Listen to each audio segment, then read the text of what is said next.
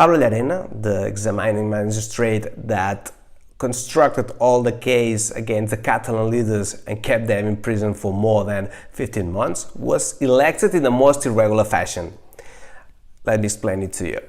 At the beginning of each year, each new case that enters to the Supreme Court is assigned to a judge in order of seniority. Now, our case was the fourth special case of the year 2017. So the rule says that it should be assigned to the fourth judge with more seniority. Easy, isn't it? Except that they didn't. They assigned the case to Pablo Llarena, who was nothing less than the 11th judge, so the last judge on the list. Why they did do that? The answer, my friend, is blowing in the Supreme Court of Spain.